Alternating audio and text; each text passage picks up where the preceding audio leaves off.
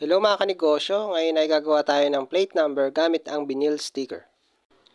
Kaya simulan na natin to pagkatapos ng intro.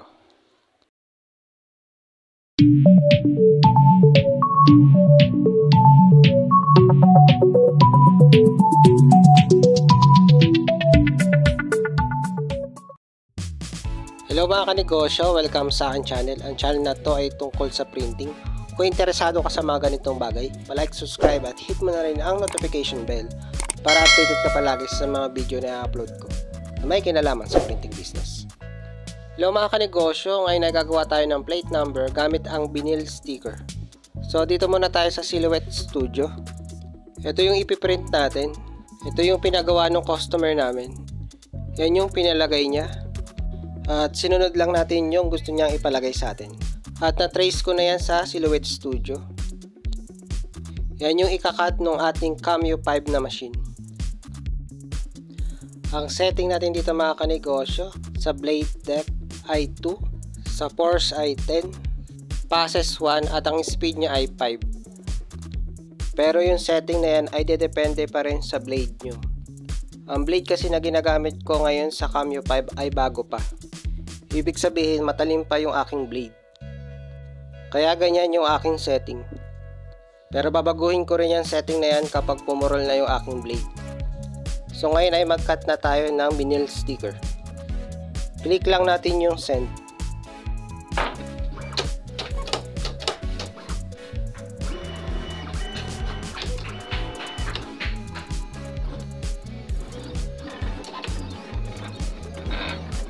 Yan mga kanegosyo, nagka-cut na siya.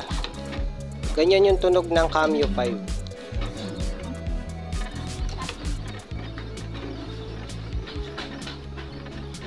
Dapat pala hindi mo tinitipid yung papel kung nilalagay mo para maliman yung placement. Ayun na rin.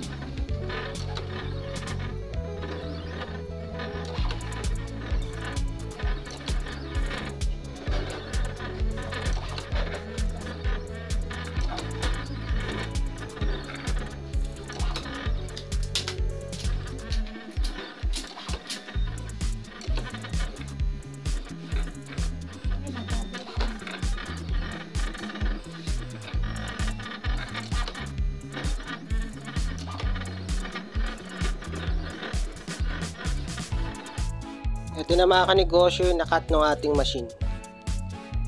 I-peel off lang natin. Sa pagtatanggal nyo nito, dapat dahan-dahan lang para hindi masira yung ating kinat.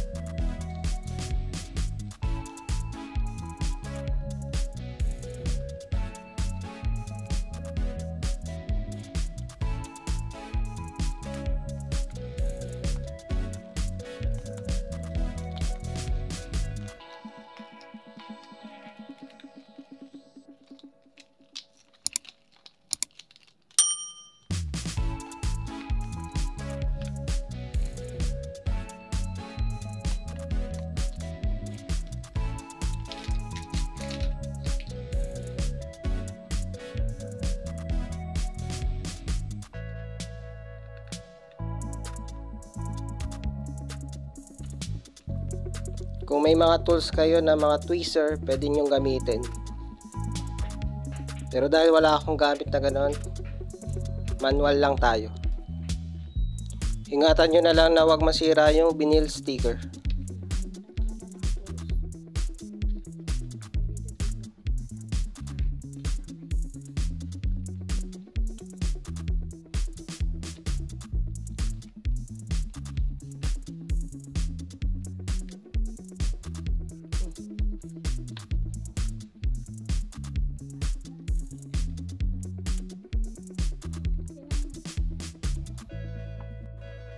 Ngayon naman ay lalagyan natin ng applicator tape yung vinyl sticker. Para mas mabilis natin may transfer yung vinyl sticker doon sa acrylic plate. Kaya mag-cut muna tayo ng applicator tape.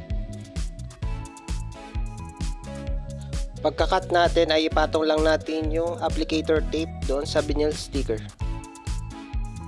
Dito ay gumamit ako ng squeegee.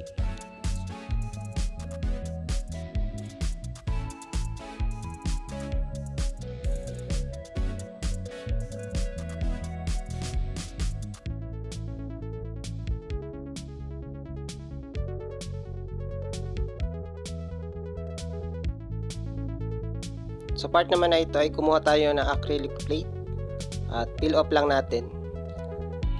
Ang size na acrylic plate na ito ay 5.3 by 9.25 inches. At may kapal ito na 4 mm. Pero kung gusto nyo ng ibang kapal ng acrylic plate, available yung 3 mm, 4 mm at 5 mm. Pili na lang kayo pagdating sa thickness.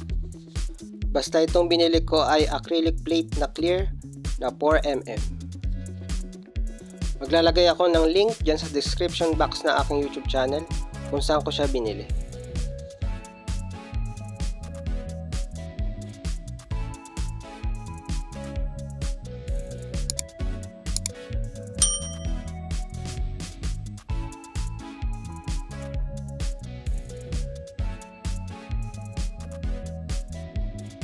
Ngayon ay ilagay na natin yung vinyl sticker doon sa acrylic plate. So, diskarte na lang kung paano ilalagay yung vinyl sticker. Ang mahalaga ay mailagay nyo yung vinyl sticker ng pantay dun sa acrylic plate.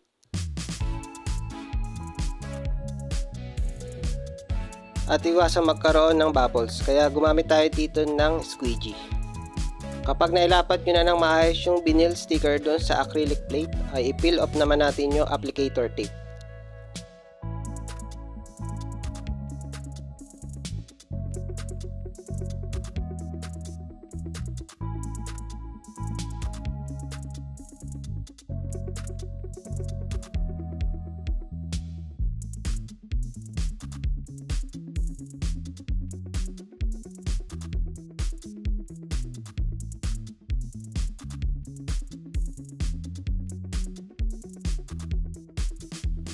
At yan, natanggal na natin yung applicator tape. Pag may nakikita ko yung mga bubbles, i-squeegee nyo lang.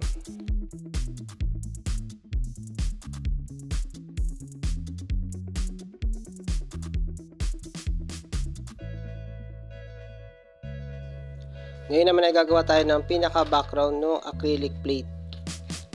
Yung background niya ay kulay white. Dahil nga clear yung ating acrylic plate, ay kailangan niya ng background na white. At ang materials na gagamitin natin dito ay phototop at sticker paper. Yan ang magiging background ng ating acrylic plate.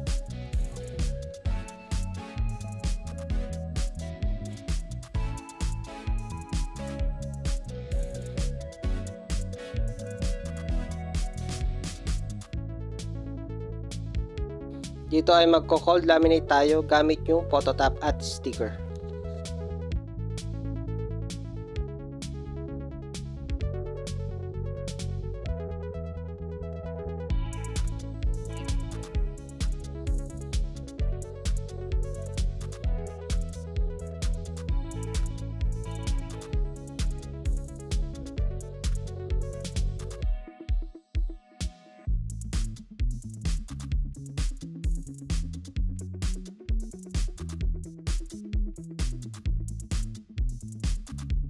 Yan mga kanegosyo, na cold laminate na natin. Ang susunod natin gagawin ay ididikit na natin ito sa likod ng ating acrylic plate na magiging background natin.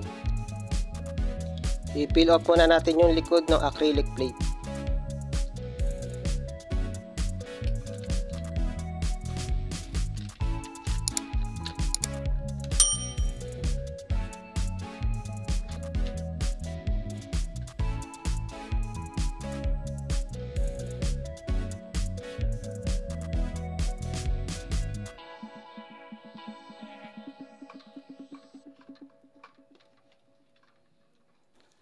Ngayon ay idikit na natin yung sticker sa likod ng acrylic plate para magkaroon na ng background yung acrylic plate.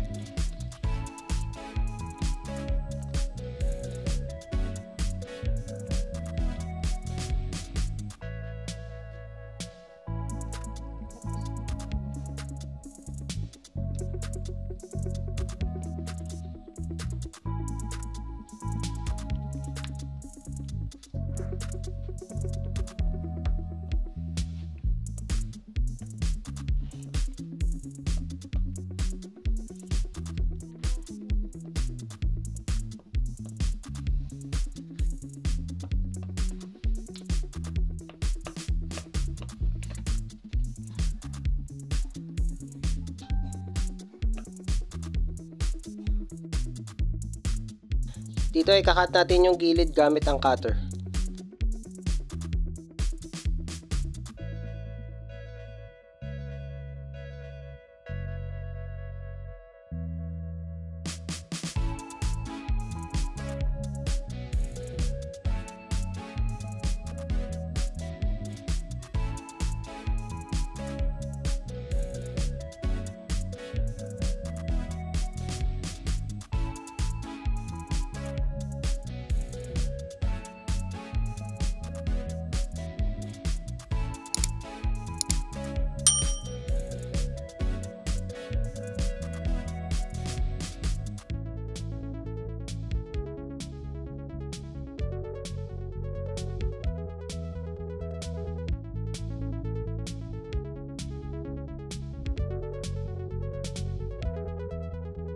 At kapag nakakat nyo na ng maayos yung gilid, ay bubutasan naman natin siya.